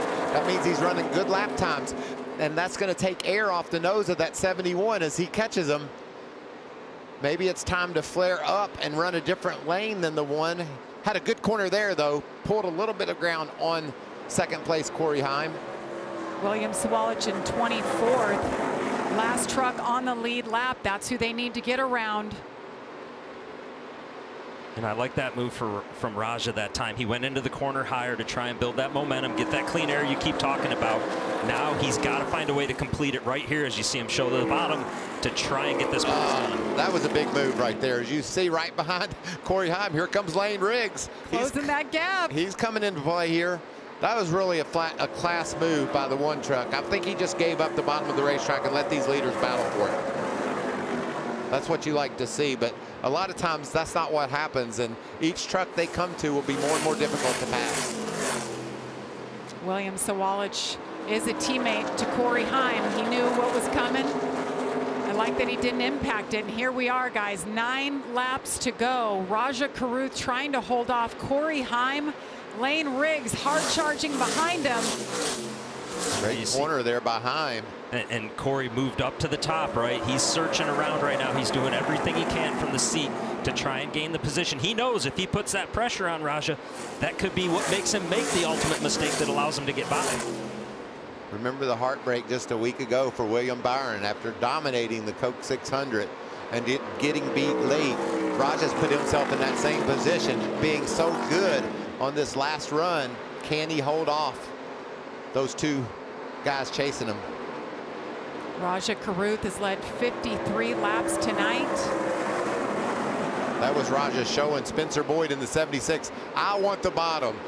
I'm cutting low early so that Boyd sees that. And it's been clear this entire run, right? Raja Caruth's truck has been the best on the bottom.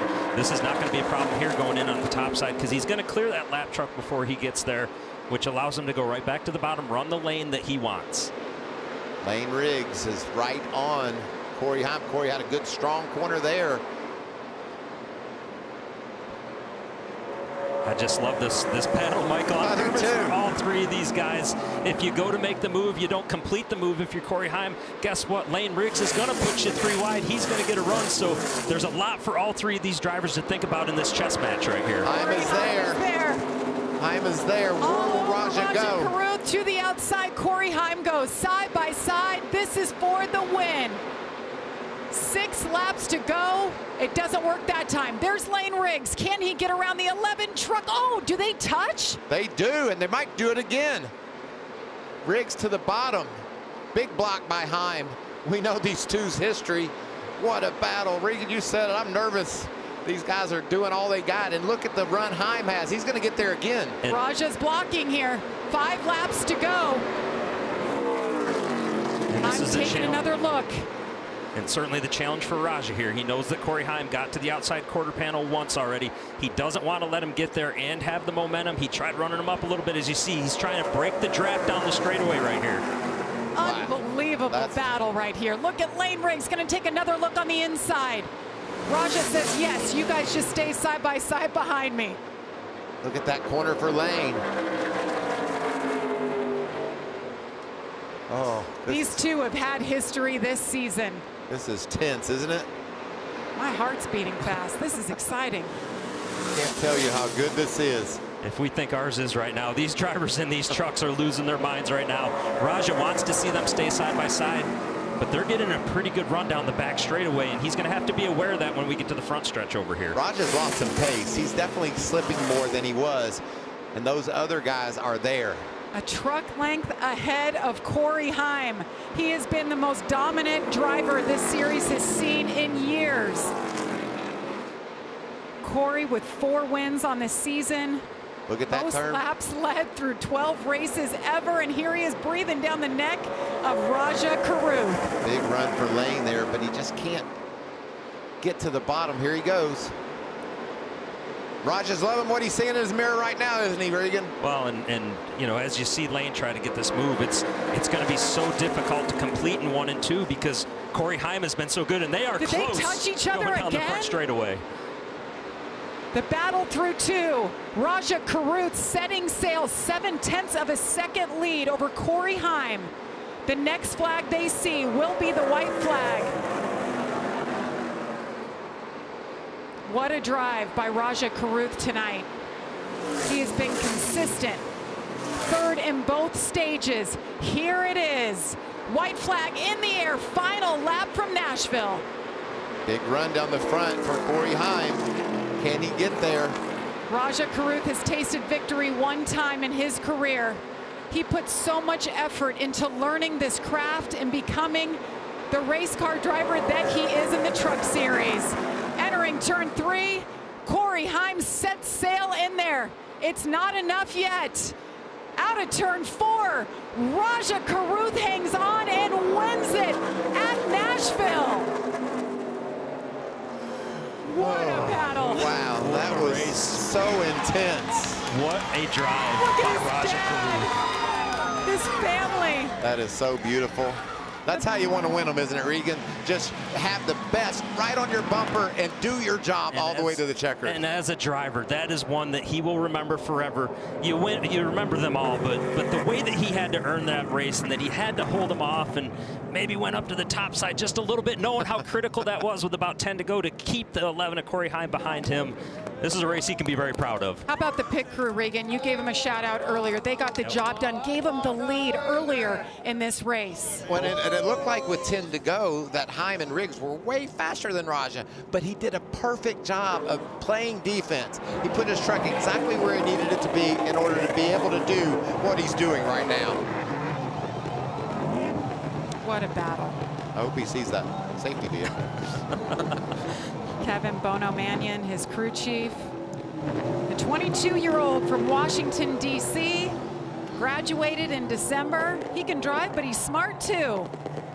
Checks a lot of boxes, Raja does, and he just, I can't get over what he did tonight. And you talked about his dad walking out right there, and this is going to be an excited celebration when he finally climbs out of this truck. You guys know that to make it to this level isn't on that one person. It is your entire family, the sacrifices they make to get you here. It was 10 years ago. I met Raja at Richmond. He was a race fan trying to be a driver, and he's worked that hard to get to this moment. such a special moment for the family. The fireworks going off. He hadn't even thought about that guitar yet, I don't think, Riga, but he's getting ready to get his hands on one of the coolest trophies in NASCAR. Popular win. He held off the best in the series right now. Spire Motorsports and what they've been able to do, building 4 trucks each week in this series. What about spotter Eddie DeHaan coaching him home? So drive the 7 laps of your life, and Raja did just that. It was a total team effort tonight. What a show. He drove the 56 laps of his life right there to that final stage. Such a good young man. He got that helmet off. He just said they won the race for us. There comes the crew. Josh, what a happy winner and well-deserved. A big-time celebration for Raja Caruth, his 2nd career win in the NASCAR Craftsman Truck Series, as he gets a hug from his father, a hug from his girlfriend as well. A special moment for Raja, certainly, and this team. And like you mentioned, Jamie, the pit crew was really big and instrumental in helping them get through this one. Raja, you told me earlier today, right? You said, I am one excellent day away from getting a win and getting back into the playoffs. How's that for an excellent day? I didn't expect that at all. Those guys were breathing down my neck the whole run. My pit crew won that race. Jerry, Zico, Dawson, Josh, Cody. Yeah, they won that race for us. Got us off pit road twice. So thanks to them. Thanks to Mr. H, Miss Linda, everybody at HendrickCars.com, the men and women at Spire Motorsports Chevrolet. We've been off this year, but good to get a dub tonight. Man, I'm sorry I'm out of breath, but that was a lot of fun.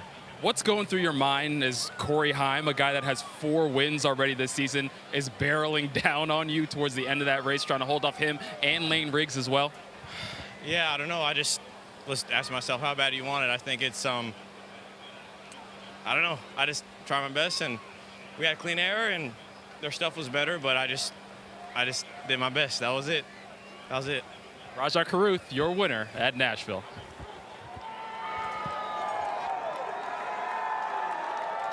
Corey Heim, second place finish. I know it's all about winning for you guys, coming off the win at Charlotte. What more did you need to get up there and race with Rajah? I feel like just clean air was the main thing tonight. With the third stage being so straightforward, you know, lack of kind of strategy going green there. I feel like it was tough to come back from not having the lead, but I slid through my box at the last stop and didn't do my guys any favors. So just something to reflect on my part, but big congrats to Rajah. I did an awesome job managing from the lead. I was really free behind him, and he made pretty much the right choice every time as far as where I was going to go. And it's nice racing against people that aren't going to wreck you racing for the lead. So that was cool, and big congrats to him, but also huge thank you to Tricon Garage. Showed a safe light. Wrapped up the month of May with Foster Love with the P2. Would have loved to get my first guitar, but always next time. Corey Heim brings it home to second. Well done by Corey Heim, but what a popular win. You could hear the fans were so excited for the battle that they saw, and this young man is so loved. You see the family reaction. We'll be back to talk all things Nashville truck racing after this.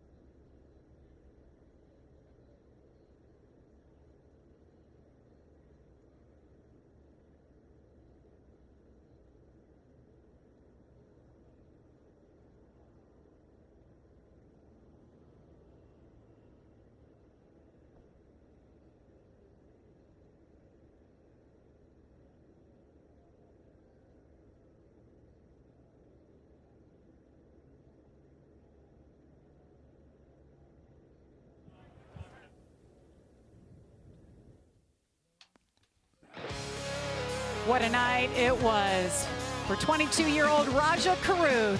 Brings home career win number 2. Led the most laps tonight, 61. Finished third in both stages. And I'll tell you, we were just saying, we didn't see this in practice. We knew he was decent, but this good, I mean, that just shows this was a total team effort to get the job done. Well, let's hear from the man who finished third, Lane Riggs. Well, Lane, you started this race with 4 laps of practice on the truck. I think you need to skip practice from now on. Dylan Capello, crew chief, had this thing tuned up. What a race, buddy. Yeah, he did a tremendous job. The truck was one of the best I've ever had. So this one stings a little bit, but I tell you what, I had the best seat in the house there at the end of that race. They were doing some racing in front of me, and man, I wanted to be right up there in the mix of it. Just didn't have enough time. You know, we had a great first stage, got by the 11, and won the first stage.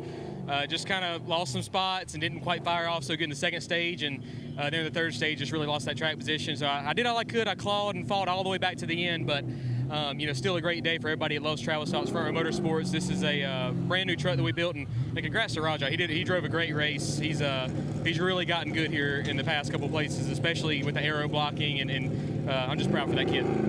Well, let's talk about those lost positions for a second. You know, people don't realize how much of a team sport racing really is. And your pit stops, they had some issues on the right front. Yeah, that was unfortunate. You know, they just couldn't get the tire back on. And, you know, we lost spots in the first stop, and I got them back mostly. And, you know, just feel like we kind of gave it away on pit road tonight. But overall, truck has no damage on it. You know, good racing with them there at the end. And, no, we had a good time. I'm leaving here with a smile. Good points day for everybody.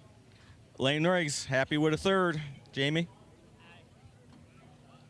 Always has well, such Todd, a I'll good take it. I'm over here with Daniel Hemrick. Hemrick, 6 straight top 10 finishes for you. You come home 4th tonight. It was a battle to get up there, so how do you assess your day?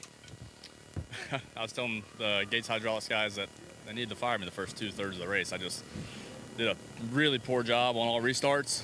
Really poor job kind of the first 2 or 3 laps of the restarts, getting myself in dirty air, and I'd have really good balance and pace, considerable to about 4th place the rest of the stage, but I lost too much there, all the restarts, and Josh Graham did a good job getting me tightened up there on the short run, the last stop. Pit crew did a great job getting me 2 spots there, the last start the final stage, and yeah, no, I just had better balance and we kind of just moved forward and maintained, but yeah, we were just kind of the next best in class.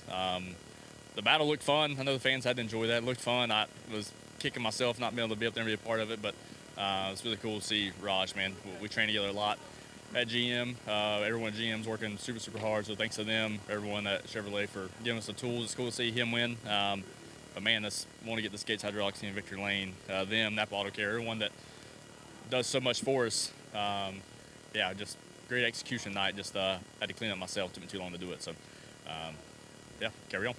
Daniel, you've talked about the consistency that's necessary for this team, and you're getting that right now. What is the next step? You have the win, but to get back to the point where you're up there battling with those 3 for wins week in and week out. Yeah, to be honest, Josh, I felt like, you know, there was a stretch for probably 6 or 7 races this year, including our win, where we're definitely fortunate and took advantage of our opportunity we had there to win at Martinsville, but the finish we were getting was not kind of validated by our pace on the racetrack. It wasn't where we were finishing, and I feel like the last 2 to 3 weeks we've unloaded with better pace, better balance is the biggest thing, and that's kind of put us in that next talk of that next group. And yeah, we still got another step to take, but everyone at McNally Hillman Racing, man, we are grinding it out. We are busting our tails. We're doing little things and just trying to iron out all the details to find a little bit. But it's encouraging to see, like I said, a Chevrolet win means it can be done. We decided to pull ourselves up by our bootstraps and go to work and figure it out. Strong finish for Daniel Hemrick tonight.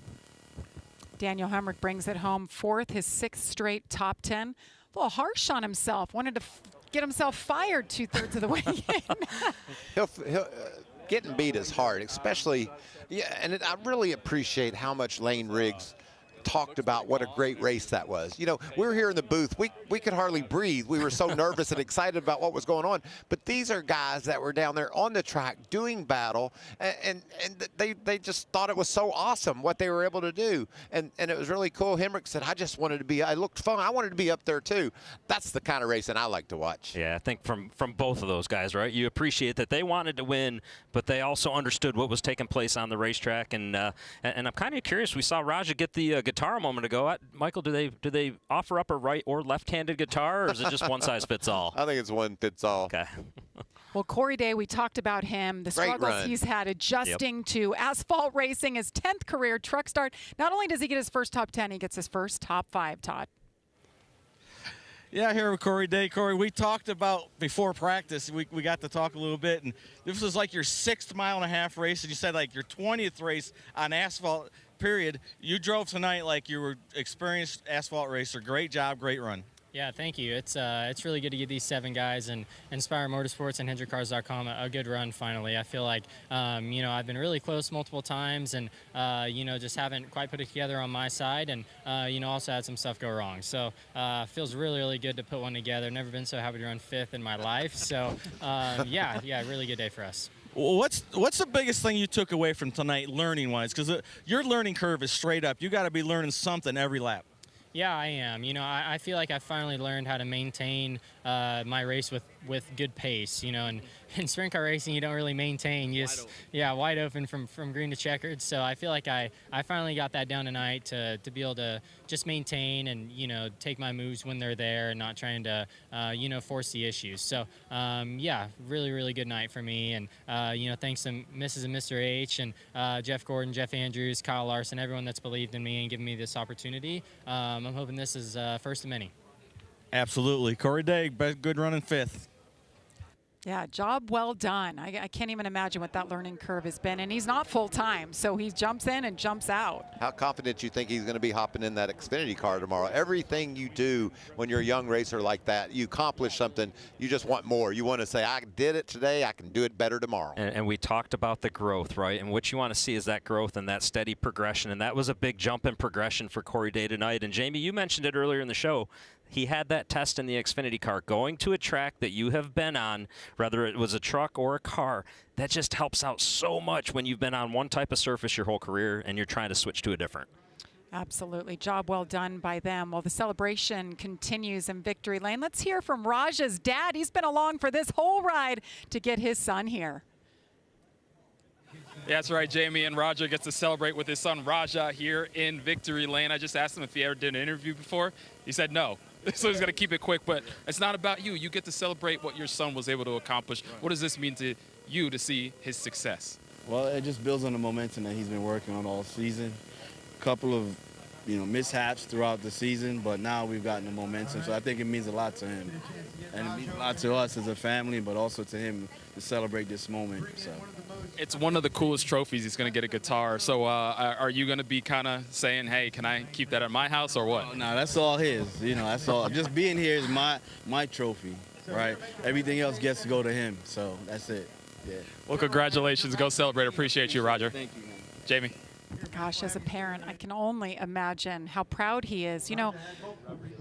We just talked about, it was Richmond, and it was literally 6 years ago when this little kid comes up as a race fan, gets a picture with us. You met him, Regan. And it was Raja, and he was trying to become a race car driver. That wasn't very long ago, and now he's standing in victory lane for the 2nd time already. And just Raja's ability to walk up and introduce himself, right? I know when I was a young aspiring race car driver, I didn't have the ability to do that. I was too scared to do that, and I look back at text messages from back then from him. I'm like, man, this is amazing that he's got the the adult mentality to be able to do those types of things, and he's worked very hard. That's the other thing that I know we've mentioned it, but Raja has put a ton of work in to be good at his craft and be good at this, and you can't help but be happy for him. And you heard that from his competitors too, because they see the work that he puts in when they're at the training facilities together. The respect you saw or heard from the competitors, and Lane Riggs was in victory lane to congratulate Raja. You just like to, you like when good things happen to good people and people that put the effort in, like you said, Regan. And I think everybody in that garage area can say he was the best truck tonight. He drove a perfect last 10 laps to get to victory lane. And is that Carson Hocevar there? Hocevar, yep. Carson sent me a text, so he was up in the grandstands watching this whole race, and just another competitor that wanted to rush down out of the grandstands to get down there to congratulate. There he is, and Carson. Raja. There's 4 different drivers who have won races for Spire Motorsports this season. Carson Hocevar got it done a couple of weeks ago. But let's hear from another guy, Ty Majeski, we talked about. Worst start of the year, started 26th. He was able to come back, finish in the top 10 with 8th. Todd. Ty, you started back at 26th and you drove up to 8th. That's a lot of work. And you told me before the race that you really weren't happy with your truck, really didn't know what you have. So how'd you make that happen? Yeah, we made our truck better, especially throughout the course of the night. And we're just kind of, it's hard. It's so hard to pass your Ty. I can't explain to you, especially with it being so cool tonight. Not as much rubber was getting laid down, and then just the versatility of the track was just limited. So A lot of guys just running, pain in the yellow line, and can't go any lower than that. So it's just hard to find clean air. But yeah, just kept chipping away at it every restart. My pit crew was awesome tonight. They were really got us some big positions on pit road. That's key, especially at a place like this. You can't pass that. So huge thank you to Curb Records, Soda Sense for all the support all year. Thor Sport Racing, Ford Performance. It's been a tough stretch for us. So hopefully we can end this 6-week stretch with a pair of top 10s here next week in Michigan. Ty Majeski brings it in 8th. Jamie? Yeah, he mentioned it. We've been talking about this 6 straight week stretch. It's harder on these teams. The trucks, they don't run consecutive races like the Cup Series does or the Xfinity Series. So next week is the 6th and final. We'll be racing at Michigan, noon on Fox next Saturday. Well, we just talked about Carson Hocevar. He knows how to get the job done in one of these trucks. He's already done it this year, and he's with Todd. Sorry, Josh. All good, and Carson won here a couple years ago as well, but a popular victory with Raja getting back into victory lane. What did you go out there and say to him? I just gave words of encouragement and some criticism a little bit, mainly because he was making me lose my voice because I'm sitting up there yelling for him. So he did a fantastic job, basically all race. Pit crew did a good job for him. I think it's really big for the whole truck program, even not just Raja. Obviously, it's going to be massive for him and his career to win and get a reset of that winless clock, right? It's super important for him, and hopefully he can continue this momentum. But I think big for the Spire truck program to not have a Cup guy win for the first time, right? So I think that's super important. But yeah, it's super cool. You see all the teammates, Cup guys, truck. It just says so much about Spire Motorsports, Jeff Dickerson here, the culture that Spire Motorsports is building and everything. Just can't be more ecstatic for Raja, even though he was having me yell I'm happy he didn't listen to me a few times because I was like, it worked out just fine. I'm like, hey, you still won. So, no, he did a fabulous job. Couldn't have asked anything more from him. Or couldn't have give any more advice. He did a super good job aero blocking, managing his stuff, controlling the restart really well. He lost the first restart earlier and was able to figure it out. So super cool. I'm glad I could be here to watch it. Always appreciate it, Carson. Thank you, Josh. That's good to see that teammate so supportive down there in victory lane, supporting Raja Karuth in his big win. We'll be back to Nashville to wrap things up.